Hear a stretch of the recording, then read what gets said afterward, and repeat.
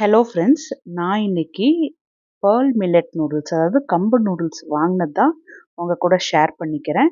Suppose உங்களுக்கு noodles சாப்பிடணும் அப்படின்னு ஆசையாக இருக்குது அப்படின்னா, மைதா மாவில் செஞ்ச நூடுல்ஸ் வாங்காமல் இது போல் கம்பு மாவில் செஞ்ச நூடுல்ஸ் நீங்கள் வாங்கிக்கலாம்.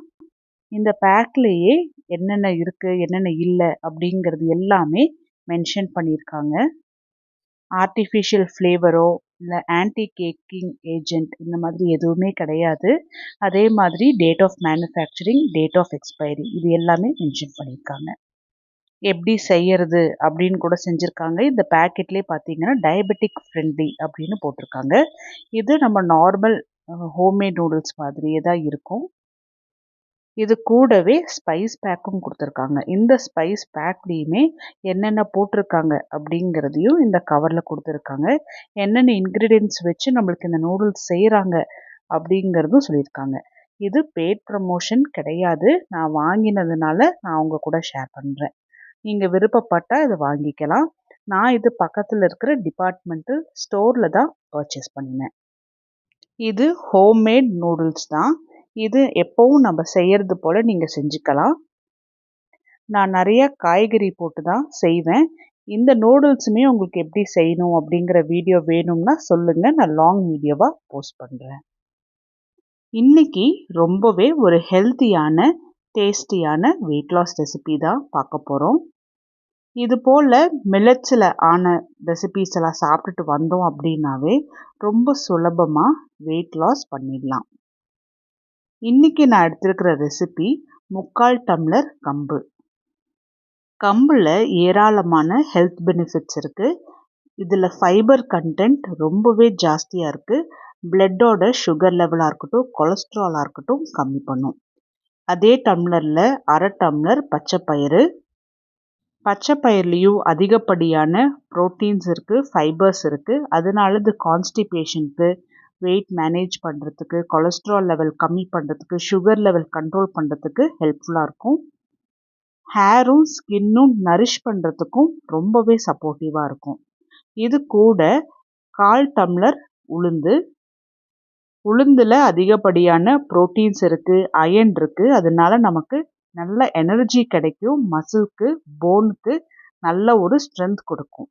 ஸோ இது 3 வகையான தானியங்களுக்கும் நிறைய ஹெல்த் பெனிஃபிட்ஸ் இருக்குது. இது கூட 1/4 டீஸ்பூன் வெந்தயம் நம்ம கொஞ்சம் தான் யூஸ் பண்ணுறோம் இல்லையா, ஆனால் இதுவுமே பிளட்டில் இருக்கிற சுகர் லெவலாக இருக்கட்டும், கொலஸ்ட்ரால் லெவலாக இருக்கட்டும் கண்ட்ரோல் பண்ணுறதுக்கு ரொம்பவே ஹெல்ப்ஃபுல்லாக இருக்கும். பால் கொடுக்கும் தாய்மார்களுக்கு அந்த பாலை உற்பத்தி ஜாஸ்தி பண்ணுறதுக்கு ரொம்பவே ஹெல்ப்ஃபுல்லாக இருக்கும். இது எல்லாத்தையுமே 3லேருந்து 4 முறை நல்லா க்ளீன் பண்ணிவிட்டு முங்குற அளவுக்கு நல்லா தண்ணி ஊற்றி ஊற வச்சிடணும். இது கூட நான் காரத்துக்காக ஒரு 3 வரமிளகாவும் போட்டு ஒரு 6 மணி நேரம் ஊற வைக்கிறேன். ஏன்னா பச்சை பயிரும் கம்பும் ஊறணும், நல்லா ஊறி வரணும். அதுக்காக தான் 6 மணி நேரத்துக்கு அப்புறம் இது எல்லாமே நல்லா ஊறி வந்திருக்கு. இதை தண்ணியிலேருந்து வடித்து எடுத்துட்டு மிக்ஸி ஜாருக்கு ட்ரான்ஸ்ஃபர் பண்ணி இது கூடவே நான் கருவேப்பிலையும் சேர்த்திக்கிறேன். ஸோ கருவேப்பிலையும் சேர்த்து நம்ம அரைச்சிட்டோம் அப்படின்னா நம்ம சாப்பிட்றது தெரியாது. ஏன்னா இது முடி வளர்ச்சிக்கு நல்லாவே யூஸ்ஃபுல்லாக இருக்கும். இது கூட ஒரு சின்ன துண்டு இஞ்சியும் போட்டு தேவையான அளவுக்கு தண்ணி சேர்த்து நல்லா அரைச்சி எடுத்துகிட்டு வந்திருக்கேன். இதில் நான் கொஞ்சமாக இந்துப்பும் சேர்த்து கையை வச்சு நல்லா கலந்துட்டுருக்கிறேன். கையை வச்சு நல்லா கலந்து விடும்போது மாவு நல்லா புளிச்சு வரும். ஒரு 8 மணி நேரம் மாவை நல்லா புளிக்க வச்சிடலாம்.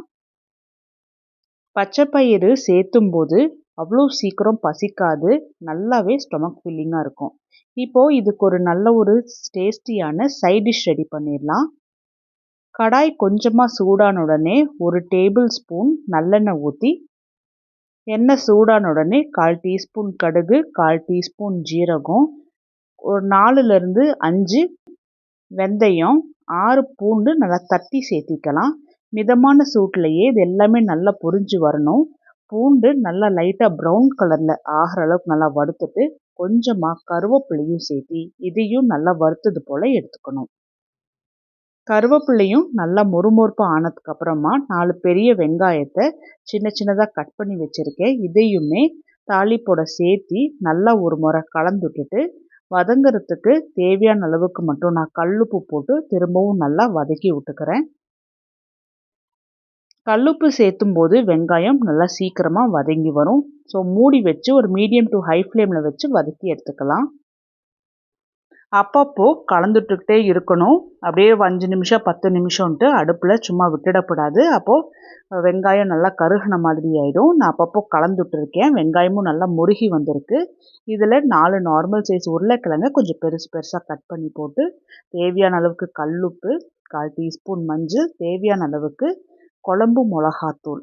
இதோட வீடியோ நான் ஆல்ரெடி நம்ம சேனலில் போஸ்ட் பண்ணியிருக்கேன். மேலே பின் பண்ணுறேன். உங்களுக்கு தேவைப்பட்டுச்சுன்னா நீங்கள் பார்த்துக்கலாம். இந்த மசாலாவோட சேர்த்து உருளைக்கிழங்கு நல்லா கலந்துட்டுட்டு உருளைக்கிழங்கு நல்லா மூங்குற அளவுக்கு தண்ணி ஊற்றிடணும். அப்போ தான் உருளைக்கிழங்கு நல்லா வெந்து வரும். இது கூடவே கொஞ்சமாக பெருங்காயத்தூளும் சேர்த்து நல்லா கலந்துட்டுக்கலாம். இப்போ மசாலா தண்ணி எல்லாமே உருளைக்கிழங்கோட சேர்த்து நல்லா கலந்துட்டுட்டு திரும்பவும் மூடி வச்சு உருளைக்கிழங்கு நல்லா வேக வச்சு எடுத்துக்கலாம். ஒரு 10லேருந்து 15 நிமிஷம் ஆகும் உருளைக்கிழங்கு வேகிறதுக்கு. எதையுமே அப்பப்போ நடுவில் கலந்துட்டுட்டே தான் இருக்கணும். வெந்துருச்சான்னு செக் பண்ணி பார்க்கணும். இப்போ கடைசியாக உருளைக்கிழங்குமே நல்லாவே வெந்து வந்திருக்கு. இது கூட நான் 4 நார்மல் சைஸ் தக்காளியை அரைச்சி சேர்த்திக்கிறேன். தக்காளியோட சேர்த்தி உருளைக்கிழங்கையுமே நல்லா இது போல் கலந்துட்டுட்டு தக்காளியோட பச்சை வாசனை போகிற அளவுக்கு நல்லா கொதிக்க வச்சு எடுத்துட்டு ஒரு மீடியம் சைஸ் புளி நான் ஊற வச்சுருக்கேன். அதையுமே நல்லா பிழிஞ்சு விட்டுடலாம். ஏன்னா நம்ம செய்கிறது காரக்குழம்பு. காரக்குழம்புல புளிப்புத்தன்மை கொஞ்சம் கம்மியாக இருக்கணும், காரம் ஜாஸ்தியாக இருக்கணும். குழம்பு வந்த உடனே உருளைக்கிழங்கு காரக்குழம்பு ரெடி ஆயிடுச்சு. அதே சமயத்தில் கம்பு மாவுமே ரெடியாக இருக்குது. இது ஒரு முறை நல்லா கலந்துட்டுக்கணும். மாவோட பதம் பாருங்கள், இந்த பதத்தில் இருக்கணும், ரொம்ப தண்ணியாக இருக்கக்கூடாது. தோசை தவா கொஞ்சமாக சூடான உடனே ஒரு குழிக்கரண்டி அளவுக்கு மாவு எடுத்து எந்த அளவுக்கு நல்லா நைஸாக தேய்க்க முடியுமோ அந்தளவுக்கு நல்லா நைஸாக தேய்ச்சிட்டு இதில் கொஞ்சமாக நான் செக்கு நல்லெண்ணெயும் ஊற்றி ஒரு பக்கம் நல்லா வெந்து மொறுமொறுப்பானதுக்கு அப்புறமா இன்னொரு பக்கம் திருப்பி போட்டுக்கிறேன். இன்னொரு பக்கமும் நல்லா வேக வச்சு எடுத்துக்கணும். தானியங்கள் பொறுத்த வரைக்கும் நல்லா வேக வச்சு சாப்பிடணும். தோசை நல்லா மொறுமொறுன்னு சூப்பராக ரெடி ஆயிடுச்சு. நல்ல டேஸ்டியாகவும் இருக்கும், ஹெல்த்தியாகவும் இருக்கும், ஸ்டொமக் ஃபில்லிங்காகவும் இருக்கும். அடுத்ததாக நான் சின்ன தோசையாக தான் போட போகிறேன். ஏன்னா இது ஒரு 1.5 தோசை அந்தளவுக்கு சாப்பிட்டாவே ஸ்டொமக் நல்லா ஃபில்லிங்காக இருக்கும். நான் இந்த தோசையை ரெடி பண்ணி வச்சுருந்த உருளைக்கிழங்கு குழம்புல தான் சாப்பிட போகிறேன். எனக்குன்னு தனியாக நான் எப்போவுமே சட்னி ரெடி பண்ணிக்க மாட்டேன். எல்லாருக்கும் சேர்த்து நம்ம ரெடி பண்ணுவோம். ஸோ நம்மளுக்கு வேலையும் மிச்சம் இல்லையா?